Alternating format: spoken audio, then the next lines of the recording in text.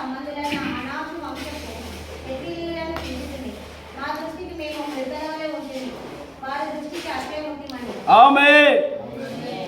ప్రియులారా గమనించండి, వారు అంటున్నారు, ఒకటే చెప్తున్నారండి వాళ్ళు. ఆ 10 మంది ఇచ్చిన సాక్ష్యం ఏంటంటే, మేము వారిని జయించలేము, మనం వారిని జయించలేము. ఆ కనాను దేశంలో ఉన్న ప్రజలు చాలా బలవంతులు, ఉన్నత దేహులు, ఇంచుమించు 13 అడుగులు ఎత్తుంటారు, 3-4 అడుగులు 3-4 ఫీట్లు వెడల్పుంటారు, చాలా ఉన్నతమైన దేహులు, గొప్పోళ్ళు. అలాంటి వారి యొద్ద మనం ఉండలేం, వారు మళ్ళీ ఓడిస్తారు అని చెప్పి చెప్తుంటారు.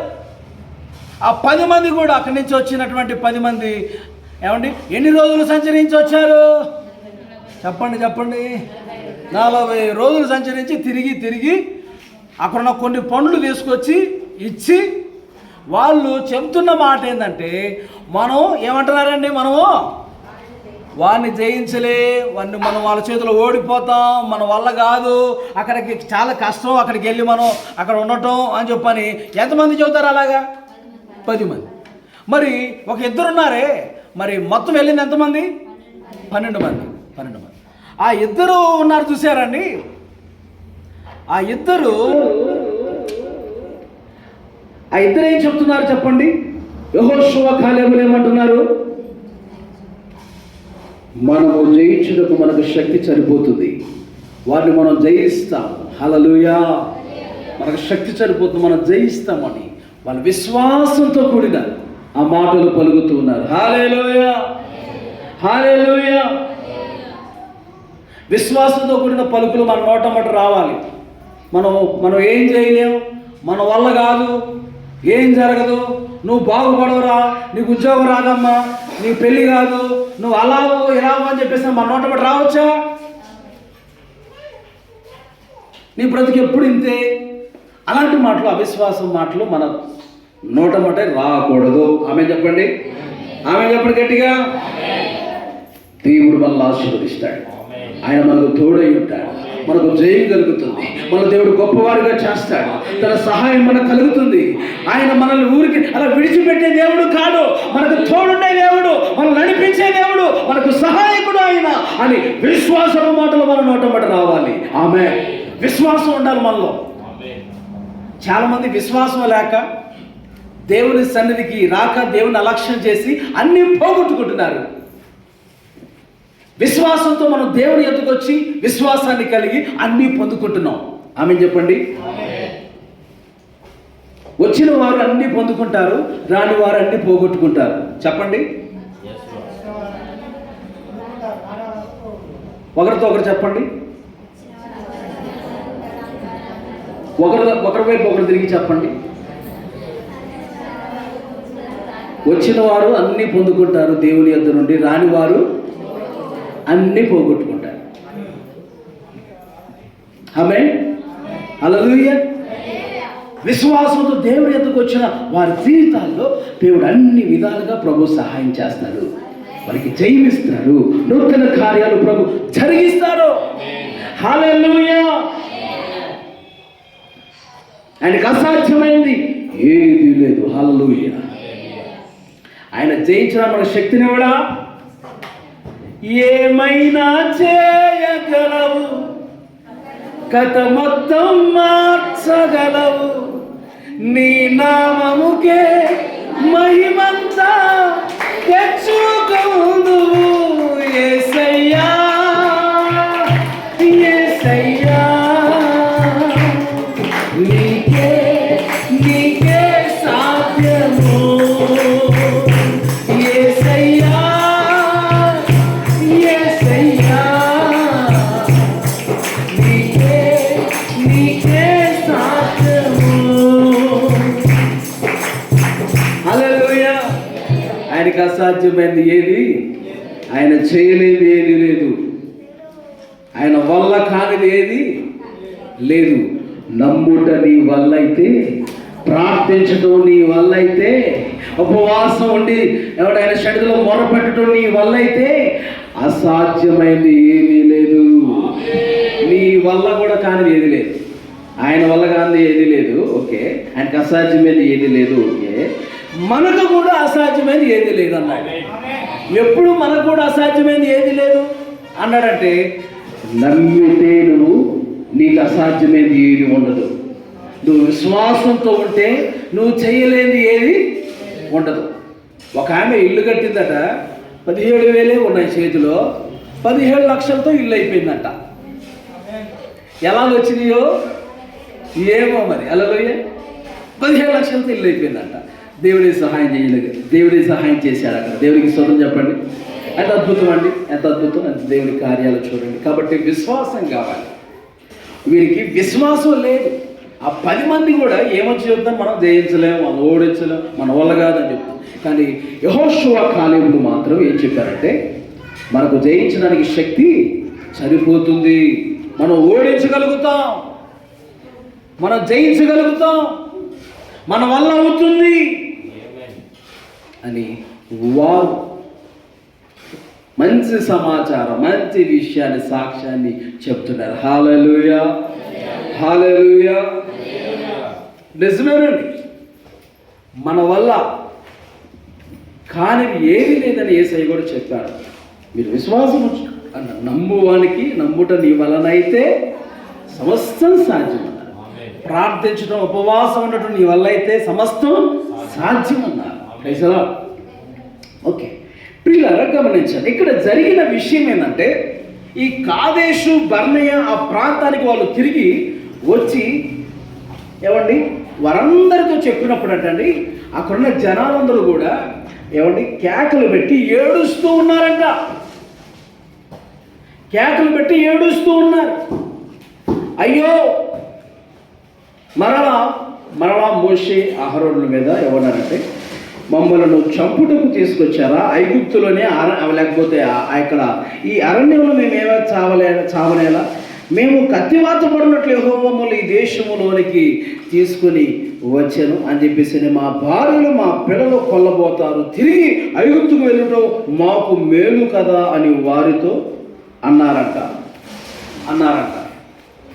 చూడండి ప్రియులారా, దేవుని కార్యాలు వాళ్ళు చూస్తూ కూడా అవిశ్వాసంగా ఉండటం బట్టి దేవుడు వాళ్ళ విషయంలో చాలా ఆయన కోపం రగులుకుంది. వాళ్ళ మీద చాలా కోపం రగులు. మోషే అహరోనులు ఇంకేం చేస్తారండి చూడండి, మేము వెళ్ళిపోతాం, ఒక నాయకుని పెట్టుకొని మేము కూడా వెళ్ళిపోతాం. ఎక్కడికి వెళ్ళిపోతాం అంటారండి? ఐగుప్తుకి వెళ్ళిపోతారంట. మళ్ళీ ఎవరిని పెట్టుకొని ఒక నాయకుని నియమించుకొని అంటండి ఐగుప్తుకి వెళ్తారంట. హల్లెలూయా, ఐగుప్తుకి వెళ్ళిపోతాం, ఒక నాయకుని పెట్టుకుని ఐగుప్తుకి వెళ్ళిపోతాం అంటున్నారంట. అయితే మోషే అహరోనులు వాళ్ళకి సాగిలు పడి వారందరితో అన్నారంట, మీరు అలా వెళ్ళిపోవద్దు మీరు అని బట్టలు చింపుకొని, కాలేబు బట్టలు చింపుకొని ఏమండి ఇశ్రాయేలు సర్వ సమాజముతో అన్నారు, అది మిక్కిలి మంచి దేశం, మన యందు యెహోవా ఆనందిస్తూ ఆయన మనకిస్తున్న పాలు తేనెలు ప్రవహించే దేశం, ఆ దేశాన్ని మీరు పోగొట్టుకోకండి అని చెప్పారంట. హల్లెలూయా. సైతాను జ్వరపడితే అంతే ఉంటుంది. కొంతమందిలో వెళ్ళిపోతాం అంటున్నారండి వాళ్ళు. ఎక్కడికి వెళ్ళిపోతారంట? మళ్ళీ ఇడిచిపెట్టి వచ్చిన ఐగుప్తుకి వెళ్ళిపోతారంట. అప్పుడు కాలేబు ఏమన్నాడంటే, తన బట్టలు చింపుకున్నాడంట. ఒకసారి ఏమన్నాడంటే, ఏమండి మీరు వెళ్ళొద్దు, అది పాలు తేనెలు ప్రవహించే దేశం, మంచి దేశం, ఆ దేశాన్ని మనం సంపాదించుకోవాలి. యెహోవా దేవుడు మనకి ఆ దేశాన్ని ఇవ్వడానికి ఆనందిస్తున్నాడు, మనకి ఇవ్వటం విషయంలో ఆనందిస్తున్నాడు. హల్లెలూయా. దేవుడు మనకిచ్చే విషయంలో ఆనందించేవాడుగా ఉంటాడు. ఆనందంతో దేవుడు మనకిస్తున్నాడు. ఏంటది? వారికి కనాను దేశం ఇస్తున్నాడు ఆనందంతో, మనకి ఆనందంతో మనకిస్తున్నాడు ఏంటి? పరలోకాన్ని. హల్లెలూయా. ప్రభు మనకి ఏది ఇచ్చినా సంతోషంగా ఇస్తాడని చెప్పండి. అందరూ చెప్పండి. ప్రభు మనకి ఏది ఇచ్చినా సంతోషంగా ఇస్తాడు. మళ్ళా చెప్పండి. సాతాను కాబట్టి దేవుడు మనకి ఏది ఇచ్చినా సంతోషంగా ఇస్తాడు. Praise the Lord. మనం కూడా ఏం చేయాలంటే, దేవుడికి ఏది ఇచ్చినా ఆదివారం అనగానే చర్చికి ఎలా రావాలి? అమ్మా ఆదివారం వచ్చేసిందా? అమ్మా కానుకెయ్యాలా? అమ్మా దశభాగం ఇవ్వాలా అని చెప్పేసరి ఏమండి ఏడుత బాధపడుతా మనం ఉండకూడదు, దేవుడికి ఇవ్వకూడదు, సంతోషంగా ఇవ్వాలి ఏదైనా సరే. ఆమె చెప్పండి, సంతోషంగా రావాలి, సంతోషంగా కూటం పెట్టుకోవాలి ఇంట్లో. ఎలాగా? అబ్బా ఈరోజు కూటం పెట్టుకోవాలా, ఎంత ఖర్చు అయిద్దో ఏమంటే వేలు హాస్పిటల్లో పోతారండి, కానీ కూటం పెట్టుకోరు. కొంతమంది వేలు హాస్పిటల్లో పోసి ఖర్చు పెడతారు కానీ కూటం పెట్టుకోరు. ఖర్చు అయిపోద్ది, ఖర్చు అయిపోద్ది. హాస్పిటల్ అయితే పోతుంది, వేలు పోతారండి. 50,000 అయినా 10,000 అయినా 50,000 60,000 లక్ష రూపాయలు అయినా పోసి హాస్పిటల్లో ఏమండి వేస్తారు. కానీ ప్రార్థన పెట్టించుకోరు ఇళ్ళల్లో. కొంతమంది, మీరు అందరూ మంచోళ్ళు, కొంతమంది ఉంటారు ఎలా ఉంటుంది. కాబట్టి యేసు నామములో మీరు మనసు మారును గాక. ఏం మారును గాక? మనసు మారితే ఏమైంది? మనసు మారితే వాళ్ళకి అన్ని మంచుకుంటాయి అన్నమాట. హల్లెలూయా. అన్ని విషయాలు మంచుకుంటారు. దేవునికి స్తోత్రం కలుగునుగా. ప్రియులారా గమనించండి, ఇక్కడ వారు ఆనందంతో, వారి యందు ఆనందంతో దేవుడు కనాను దేశం ఇస్తానంటున్నాడు. అందుకని ఇక్కడ కాలేపడ్డాడు, యెహోవా మన యందు ఆనందించి ఆ దేశంలో మనలను చేర్చి దానిని మనకు ఇచ్చును. హల్లెలూయా. ఇచ్చును. 11వ వచనంలో ఒక మాట రాయబడిందండి. 11వ వచనంలో ఏమన్నదంటే యెహోవా అంటున్నాడు, ఎన్నాళ్ళ వరకు ఈ ప్రజలు నన్ను అలక్ష్యము చేయదు, ఎన్నాళ్ళ వరకు నేను వారి మధ్యన చేసిన సూచక్రియలన్నింటినీ చూచి నమ్మకయుందురు. చూసారా, ఎన్నాళ్ళ వరకు నన్ను అలక్ష్యం చేస్తారు, నమ్మిక ఉంచకుండా ఉంటారు అని దేవుడు అంటున్నారు. ఏమంటే ఈ రోజుల్లో చాలామంది అలక్ష్యం చేసేవారుగా ఉంటున్నారు, దేవుణ్ణి లక్ష్య పెట్టని వారుగా ఉంటున్నారు, దేవుని ఎందుకు దృష్టి ఉంచని వారుగా, మనస్సు ఉంచని వారుగా ఉంటున్నారు చాలామంది. అందుకనే ప్రభు ఇక్కడ అన్నాడు, నేను అలక్ష్యం చేయవారుగా ఉంటున్నారు. ఎన్నాళ్ళ వరకు ఈ ప్రజలు నన్ను నమ్మిక లేని వారుగా ఉందో అని ప్రభు అక్కడ మాట్లాడుతున్నాడు. ఏం చేస్తానంటే వీళ్ళు 40 రోజులు సంచరించి తిరిగి వచ్చి వీరు మనం జయించలేము, మనం ఓడించలేమని చెడ్డ సమాచారం చెప్తారా? అయితే రోజుకి 1 సంవత్సరం చొప్పున, ఎన్ని రోజుల వాళ్ళు తిరిగింది? 5 మన కనాను దేశాన్ని ఎన్ని రోజులు సంచరించి వచ్చారమ్మా? 40 రోజులు కదా. రోజుకి సంవత్సరం చొప్పున 40 సంవత్సరాలు నేను వారిని ఈ అరణ్యంలో త్రిప్పుతాను అన్నాడు దేవుడు. ఆమేన్. ఎందుకన్నాడంటే వారు చెప్పండి, కనాను దేశం చూసి వచ్చి వాళ్ళు చెప్పిన సమాచారం ఏంది? ఇశ్రాయేలు ప్రజలందరికీ మనం జయించలేం, మనం ఓడించలేం అని అవిశ్వాసం మాటలు పలికితే దేవుడికి ఇష్టం అవ్వలేదు.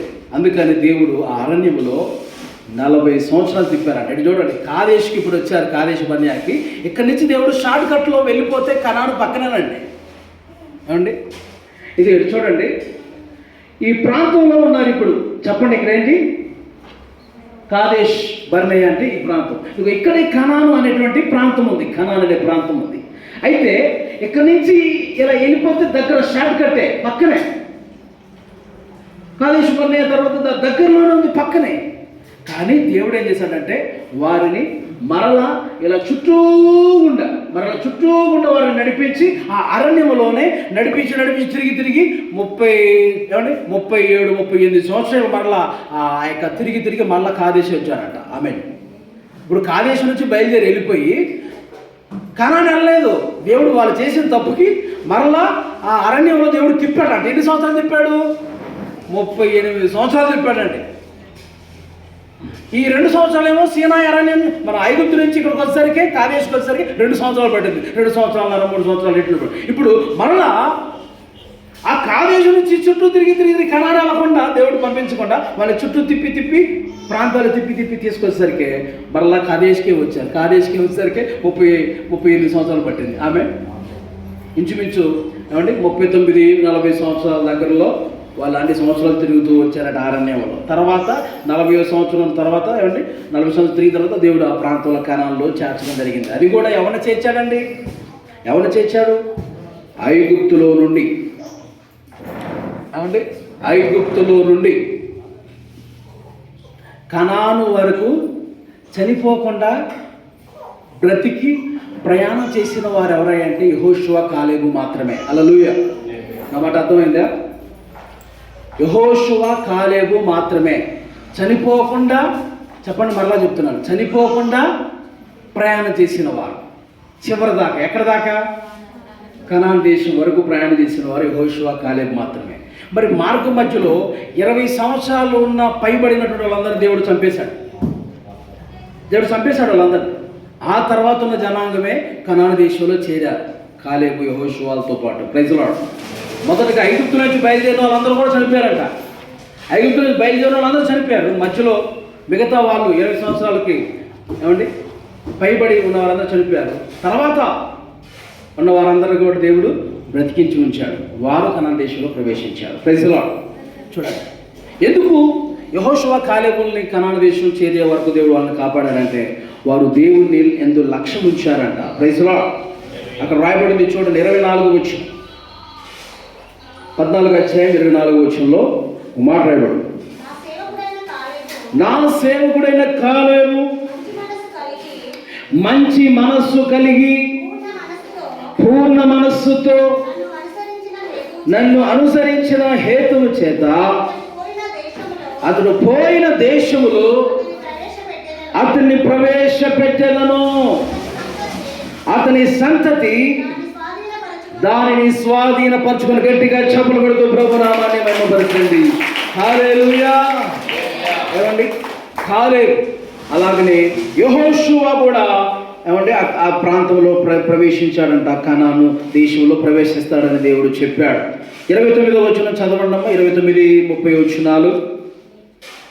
14వ అధ్యాయము 29, 30 వచనాలు. అదిగో చూడండి, మీ శవములు ఈ అరణ్యములోనే రాలును, మీ లెక్క మొత్తము చొప్పున లెక్కింపబడిన వారందరూ అనగా ఏమంటే 20 ఏండ్లు మొదలుకొని చూడండి పైప్రాయం కలిగి నాకు విరోధంగా సరిగిన వారందరూ రాలిపోదురు. ఇప్పుడే కుమారుడైన కాలేబును నూను కుమారుడైన యెహోషువయు తప్ప మిమ్మును నివసింప చేయుదునని నేను ప్రమాణము చేసిన దేశమందు మీలో ఎవరు ప్రవేశింపరు, ఇది నిశ్చయము. వారు ఇద్దరే మాత్రమే ప్రవేశిస్తారు అని దేవుడు చెప్పాడు. గట్టిగా చప్పట్లు కొడుతూ ప్రభునామాన్ని మీరు మహిమపరచండి. హల్లెలూయా, హల్లెలూయా. 32వ అధ్యాయము సంఖ్యాకాండము 11వ వచనంలో కూడా అదే మాటను మనం చూడగలుగుతాం.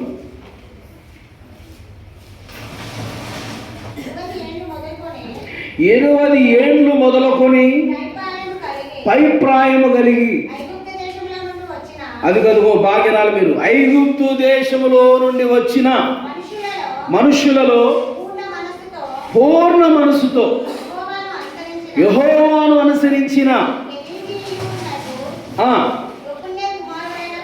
ఇప్పుడే కుమారుడైన కాలేబును నూను కుమారుడైన యెహోషువ తప్ప మరి ఎవడును నన్ను అనుసరింపలేదు కనుక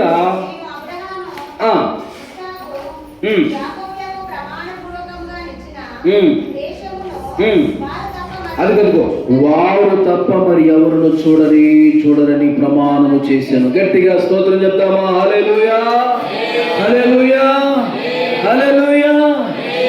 ఇలా దేవుడు వాగ్దానం చేశాడు, ప్రమాణం చేశాడు ఇస్తానని. ఆ దేశంలో ఎవరు ప్రవేశిస్తారంటండి? యెహోషువ కాలేబులు పూర్ణ మనసుతో దేవుళ్ళు ఉన్నారు కనుక వారిని మాత్రమే నేను ప్రవేశపెడతాను అని అన్నాడు. మరి మిగతా వాళ్ళందరినీ దేవుడు ఎందుకు ఆ కనాను దేశంలో అడుగు పెట్టనేమని అంటున్నాడంటే వారందరూ పూర్ణ హృదయంతో దేవుడిని అనుసరించలేదంట. దేవుని ఎందుకు లక్ష్యం సగం హృదయంతో అనుసరించారు. ఏ హృదయంతో? సగమేమో లోకంలో, సగమేమో దేవుళ్ళలో ఉంటూ అలక్ష్యం చేస్తూ దేవుని విషయాలు అలక్ష్యంగా ఉన్నారు. దేవుని యందు లక్ష్యం ఉంచలే, దేవుని యందు మనసు లేకుండా, సరి అయిన మనసు లేకుండా వాళ్ళు దేవుని వెంబడిస్తూ ఉన్నారంట. చూడండి, మీరు రాసుకోగలిగిన వారు రాసుకోండి. లక్ష్యం ఉంచని 7 విషయాలు ఉన్నాయి. వారు దేవుని యందు లక్ష్యం ఉంచలేదు. ఒకటి రాసుకోండి, ఒకటి దేవుని యందు లక్ష్యం ఉంచలేదు. చాలామంది లక్ష్యం ఉంచని విషయాలు ఉంటున్నాయి. లక్ష్యం ఉంచని, మనస్సు ఉంచని విషయాలు, దృష్టి ఉంచని విషయాలు 7 ఉన్నాయి.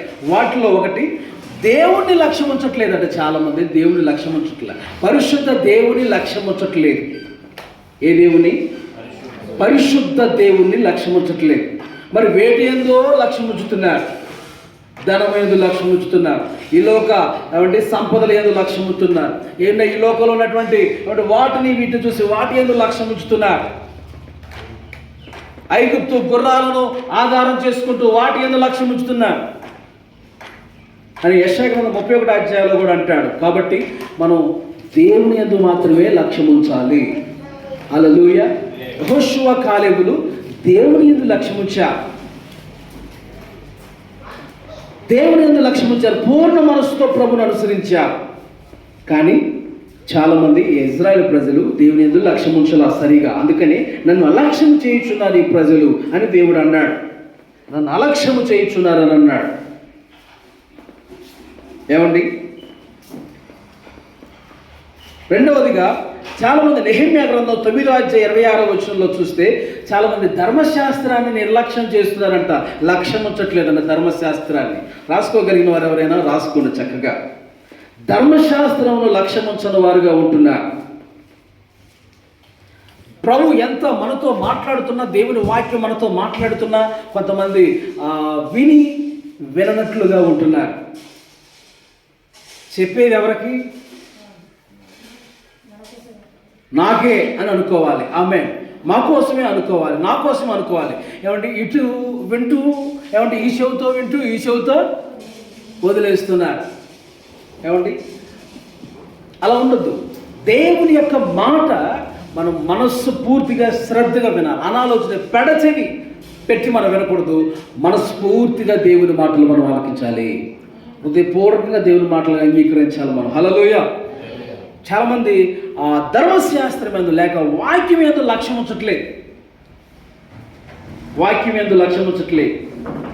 వాక్యం మీద లక్ష్యం ఉంచుదుముగాక.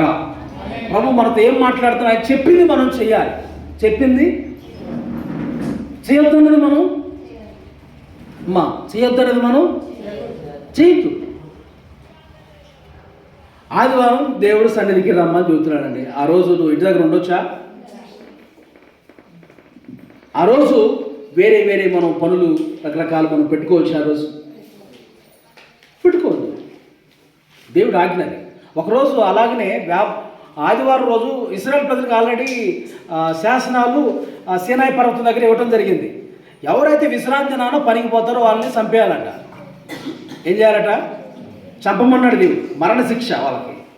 ఏ రోజు వెళ్తే వాళ్ళకి శనివారం కదా. ఎవరికి? యూదులకు శనివారం రోజు. ఆ రోజు కనుక ఎవరైనా పనికి వెళ్తే వారిని ఏం చేయాలంట? మరణ శిక్ష విధించాలి వాళ్ళకి. చట్టం ప్రకారం, ఆ రోజుల్లో ఉన్న చట్టం, ధర్మశాస్త్రం ప్రకారం. ఆమేన్. మరి ఈ రోజుల్లో మరి మనకు ఆదివారం, మరి ఈ రోజుల్లో మరి చర్చికి రాని వాళ్ళు మరి వీళ్ళని ఏం చేయాలి? వీళ్ళకేం మరణ శిక్ష ఉంది? మరణం అయితే ఉంది. ఆమేన్. ఉందా లేదండి? లేదా? ఎక్కడ? నరకాగ్ని గుండంలోకి యుగాలు మనం కాలుతాం. ఈ లోకంలో విడిచిపెట్టబడతాం. ఆమేన్. సన్నిధికి దూరం అయితే, చర్చికి దూరం అయిపోతే ఆజ్ఞ అతిక్రమం పాపం కాదా? మరి దేవుని సన్నిధికి రాకపోవటం ఏంటి? పాపమే. పాపం వల్ల వచ్చే జీతము మరణం. దాని అర్థం ఏంటి? నిత్య నరకం. హల్లెలూయా. మంచిగా ఇసురుకోండమ్మా. హల్లెలూయా. ఏసీలో ఉండ నరగాలి. ఏసీ లేకపోయినా మనం, ఫ్యాన్ తిరగకపోయినా మనం ఉండగలగాలి. ఆమేన్. అది మీ పవర్ ఏంటో వారు ఈరోజు తెలిసిపోతుంది. హల్లెలూయా. బైబిల్లో పౌలు గారు అనలేదా అండి? ఏమన్నాడు ఫిలిప్పీ అన్న? దీన స్థితి యందును సంపన్న స్థితి యందును ఉండా ఎరుగుదును. ఆమేన్. హల్లెలూయా. అంతేనా కదా? పైకి ఉండాలా? ఉండాలి లేదా? ఫ్యాన్ తిరుగుతుంటే నేను ఉంటా, లేకపోతే బయట ఉంటా, బయట నిలబడతా, గాలికి నిలబడతా అని చెప్పంటే నువ్వు సరైన వ్యక్తివి కాదు అని అర్థం. ఆమె నువ్వు సరైన దేవుడి మీద ప్రేమ లేదు. దేవుడి మీద ప్రేమ ఉన్నవాళ్ళు కరెంట్ ఉన్నా కరెంట్ లేకపోయినా, వాతావరణం ఎలా ఉన్నా, వర్షమైనా, అది వరదైనా బురదైనా ఏం చేస్తారు చెప్పండి? ప్రైజ్లో హల్లెలూయా. ప్రభుత్వలే ఉంటారు, ప్రభుత్వనే గడుపుతారు. అయ్యంత అంటారు. ఆమె చెప్పండి ఏమంటారు? కరెంట్ లేకపోతే అంత హల్లెలూయా. ఫ్యాన్ తిరగకపోతే ఏమైంది? ఇసురుకుంటానైనా వింటా దేవుడి మాటలో. హల్లెలూయా. అదండి మన ఓపిక, మన సహనం దేవుడు మనకి ప్రభు చూస్తాడు. దేవునికి స్తోత్రం. ఇలా చూసి దేవుడిని సమృద్ధి అయిన దీవెనలతో నింపుతాడు. హల్లెలూయా. నీ ఓపిక సహనం దేవుడు చూసి ఏం చేస్తాడు? సమృద్ధి అయిన ఆశీర్వాదంతో నింపుతాడు. Praise the Lord. Hallelujah. Current లేకపోయినా ఎంత ఇబ్బంది అయినా, వర్షమైనా నా సన్నిధి నా బిడ్డ మానదు, ఎలా ఉన్నా కానీ అని చెప్పేసి ఆయన నేను సమృద్ధి అయిన ఆశీర్వాదంతో నింపుతాడు ఆయన. హల్లెలూయా. కొంతమంది ఉంటారు, చిన్న జల్లు పడిందంటే చాలండి, ఇది చిన్న వర్షం జల్లు పడిందంటే చాలు చచ్చి ఆగిపోతారండి. మీరు అలాంటోలేనా మీరు? చెప్పండి. అలాంటి వాళ్ళు కాదు కదా. Praise the Lord. ఎప్పటికీ ఉండాలి ఇదే విశ్వాసం. ఎప్పటికి ఉండాలి? ఎప్పటి వరకు ఉండాలమ్మా? యేసయ్య వచ్చే వరకు ఉండాలి ఇదే. నీ అంత నువ్వు నీ పని మీద వెళ్ళినప్పుడు తడిసావనుకో, అది ఆశీర్వాదం కాదు. దేవుడి సన్నిధికి వచ్చేటప్పుడు, దేవుడి సన్నిధి నుంచి వెళ్ళేటప్పుడు తడిసావనుకో, ఇది చూడండి, అది ఆశీర్వాదపు జల్లులై. ఆమె చెప్పండి, ఆశీర్వాదపు జల్లులు. దేవునికి మహిమ కలుగును గాక.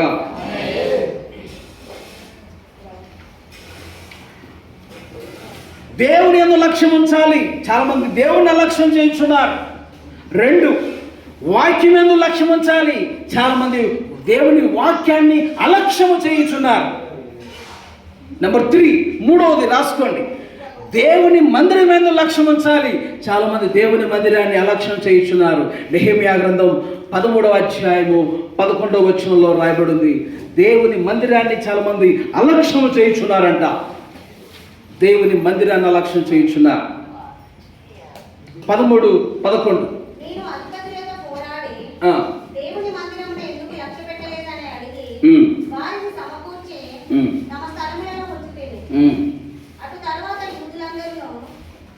చాలండి. దేవుని మందిరం ఎందుకు మీరు లక్ష్య పెట్టలేదు?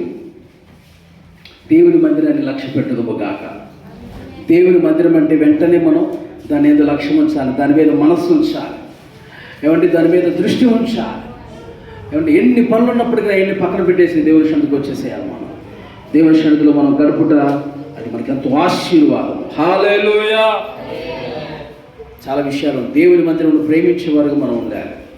నెంబర్ 4, 4, యెహోవా కార్యాలను మనం లక్ష్య పెట్టని వారుగా మనం ఉండకూడదంట. కీర్తన 28:5. కీర్తన 28:5.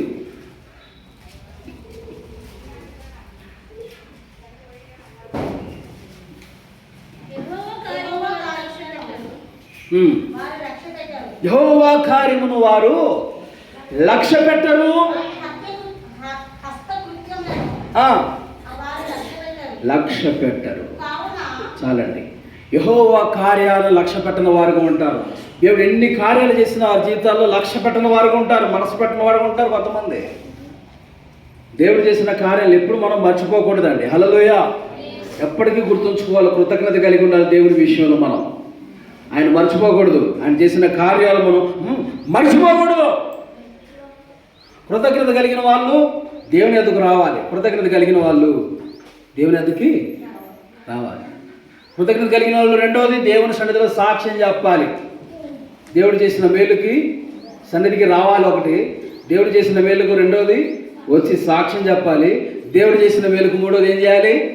మీరే చెప్పాలి, గట్టిగా చెప్పాలి. అది గట్టిగా చెప్పాల్సిగా మాట్లాడలేదా?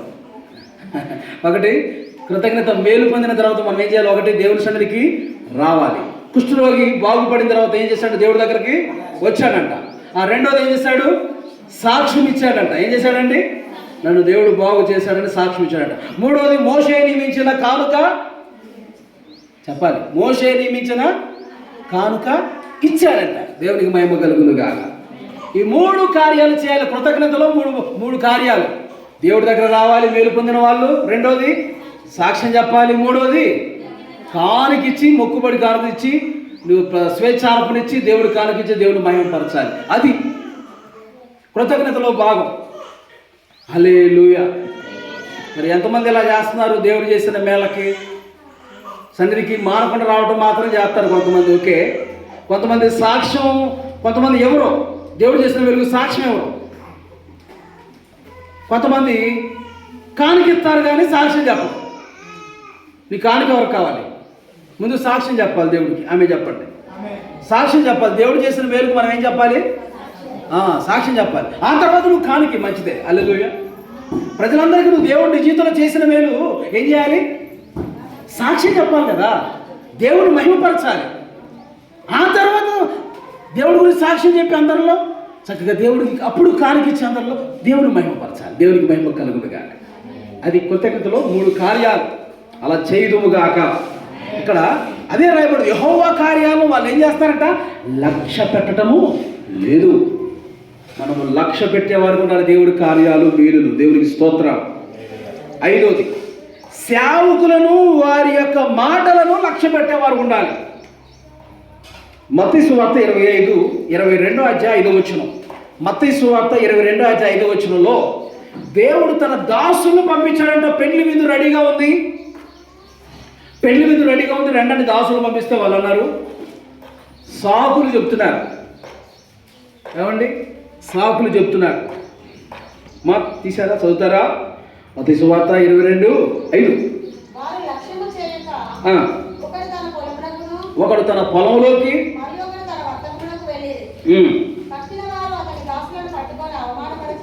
చూసారా? దాసులు అంటే సేవకులు అని అర్థం. సేవకులు చెప్పిన మాటకి ఏం చేశారంటే వాళ్ళు లక్ష్యము చేయలేదు. వాళ్ళు సేవకులు చెబుతున్న మాటలను వారు పట్టించుకోలేరు. అలానే దేవుని సేవకుడు నీతో మాట్లాడుతున్నప్పుడు కూడా ఆ మాటలు అలక్ష్యం చేయకూడదు. మనసు పెట్టి జాగ్రత్తగా వినాలి. ఆ మాటలు మంచిగా స్వీకరించాలి. వాళ్ళు చెబుతున్న మాటలు ఎందుకు. బైబిల్లో లూది అనే స్త్రీ దేవుని మాటలు వింటా ఉంటే, సేవకులు చెబుతున్న మాటలు వింటా ఉంటే ఆమె హృదయం తెరవబడిందట. హల్లెలూయా. ఏం చేయబడింది? ఆమె హృదయం తెరవబడింది. దేవునికి మహిమ కలుగునుగాక. అది కూడా రెఫరెన్స్ రాసుకునే వాళ్ళు రాసుకోండి. అపోస్తలుల కార్యం 16-14 రాసుకోండి. ఓకే. 6వది, నేను ముగించడానికి సిద్ధంగా ఉన్నాను, జాగ్రత్తగా ఆలకించండి. మనుషులను లక్ష్య పెట్టగా దేవుడికి భయపడుకుంటే వ్యక్తి బైబిల్లో ఒక అతను ఉన్నాడు. మనుషులను లక్ష్య పెట్టిన వారుగా చాలా మంది ఉంటారు. లూకాసు వార్త 18:2లో మనం చూస్తాం. దేవుడు అంటే భయం లేదంటే ఆ వ్యక్తికి, మనుషులంటే దేవునికి భయపడకయు మనుషులను లక్ష్య పెట్టకయు ఒక న్యాయాధిపతి ఒక పట్టణంలో ఉన్నాడు. చాలండి. కాబట్టి ఈ రోజుల్లో కూడా చాలా మంది దేవుడు అంటే భయం లేని వాళ్ళు ఉంటారు. చాలా మంది ఇంకెలా ఉంటారండి? మనుషులంటే లెక్కలేదు. మనిషి అంటే లెక్కలేదు. అయ్యా న్యాయం తెచ్చండి, అయ్యా నాకు న్యాయం తెచ్చి, పోమ్మా నీకేమో న్యాయం తీరుతారమ్మా అని చెప్పేసి ఆ మాటలు తృణీకరించడం, త్రోసేయటం, మనుషులు లెక్క చేయకపోవడం, ఒకలాంటి గర్వం అనుకోవాలి. ఆమె అలాంటి వాళ్ళు కూడా పాడైపోతారు, నష్టపోతారు. కాబట్టి మనుషులు లక్ష్య పెట్టేవారుగా మనం ఉండాలి. చెప్పండి అందరూ.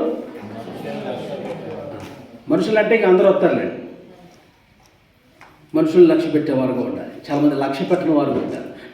చివరి మాటలు 7వ మాట, గొర్రెలను లక్ష్య పెట్టాలి అని రాసుకోండి. గొర్రెలు అనగా బ్రాకెట్లో సంఘమును లక్ష్య పెట్టేవారుగా ఉండాలి. యోహాను సువార్త 10వ అధ్యాయము 13వ వచనంలో మనం ఆ మాట చూస్తాం. జీతగాడు గొర్రెలు లక్ష్య పెట్టడం. జీతం తీసుకునేవాడు గొర్రెల మీద అంత మనసు ఉండదు. జీతగాడే. డబ్బు వచ్చిందిగా, డబ్బు వస్తే వారి మీద మనసు ఎందుకు ఎక్కువ, వాళ్ళు ఏదో చేయాలి, ఇవ్వాలి, చర్చికి రావాలనే ఉంది మనసు. డబ్బు వచ్చింది కాబట్టి వాళ్ళకి వాటితోనే గడుపుతూ ఉంటాడు. వెళ్తాడు, లేకపోతే లేదు. అంతేనే కాదమ్మా, కొంతమంది అలా ఉంటారు. కాబట్టి జీతగాడే. ఆ తర్వాత వారు ఏం చేయరట? గొర్రెలను వారు లక్ష్యము చేయరాడు, గొర్రెలు కూర్చొని లక్ష్యం చేయరాడు, మనసు పెట్టరంట. వాళ్ళ దృష్టి ఎలా ఉన్నారా ఏందా అని గుర్తించరు. హల్లెలూయా. కాబట్టి ప్రియ సహోదరి సహోదరులారా, దేవుని సంగమా, మీ అందరి లక్ష్యం ఉంచే ఒక సేవకుని మీరు కలిగి ఉన్నారు. దేవునికి స్తోత్రం చెప్పండి. హల్లెలూయా. మీరు ఎలా ఉన్నారు అని కనుక్కొని తెలుసుకునే ఒక సేవకుని మీకు ఇచ్చారని మీరు దృష్టి ఉంచాలి. కొన్ని సంఘాలలో వచ్చినా రాకపోయినా ఫోన్ చేసి కూడా అడగరు. బాగున్నారా బాగలేరా అని అడిగే వారు ఉండరు. ఏమండి, నువ్వు శ్రేష్టమైన మంచి సంఘంలో నువ్వు ఉన్నావు. దేవునికి మహిమ కలుగును గాక. మంచి సంఘంలో మీరున్నారు. అలాగనే సేవకుని ఉద్దేశించి మాట్లాడటమే కాదు, ఇక్కడ మిమ్మల్ని కూడా ఉద్దేశించి నేను మాట్లాడుతున్నాను. మీరు కూడా ఏం చేయాలంటే సంఘం ఎడల లక్ష్యం ఉంచాలి. చెప్పండి, సంఘం ఎడల మన తోటి సంఘం ఎడలో కూడా మనం ఏముంచాలి? లక్ష్యం ఉంచి వారి ఇబ్బందుల్లో మనము సహాయం చేయవారుగా, ప్రార్థించేవారుగా, వారి ఇబ్బందుల్లో పరామర్శించేవారుగా, ఎవరిని ఇబ్బందుల్లో ఉంటే వారి దగ్గరికి వెళ్ళి ఆదరించేవారుగా, ఆయన అసలు వారికి ప్రేమ లేదండి, వాళ్ళకి ఆదరించరండి, ఎవరిని ఓదార్చరండి, ఇబ్బందుల్లో కూడా ఎవరిని కలవరండి అన్నట్టుగా మనం ఉండకూడదండి. సంఘం గొర్రెలు కూడా మనం లక్ష్య పెట్టే బిడ్డలంగా మనం ఉందుముగాక. మన తోటి వారిని లక్ష్య పెట్టేవారికి మనం ఉందుముగాక. హల్లెలూయా. కాబట్టి ఈ ఇశ్రాయేలీల ప్రజలు దేవుణ్ణి లక్ష్య పెట్టని వారుగా, దేవుని దృష్టి ఉంచని వారుగా, మనసు ఉంచని వారుగా ఉన్నారు. తమ మనస్సును దేవుడికి ఇవ్వలేదు. వాళ్ళు పూర్తిగా సాతాను చేతికి అవకాశం ఇస్తూ ఉంటున్నారు. కాబట్టి మనం జాగ్రత్త కలిగి ఉందముగాక. ఇక్కడండి ఈ సందర్భంలో ఒక ప్రాంతానికి మోషే అంటాడు, దేవుడి మందసం మేము రావట్లేదు, మీరు వెళ్ళొద్దంటే కూడా వాళ్ళు వెళ్ళిపోతారండి. వెళ్ళిపోయి అందరూ అక్కడ చనిపోతారు. అక్కడ చూడండి ఒక మాట, చివరి మాట ముగించుకుందాం. చివరి మాటలు 40 వచనం చదవండి. 14 అధ్యాయమే.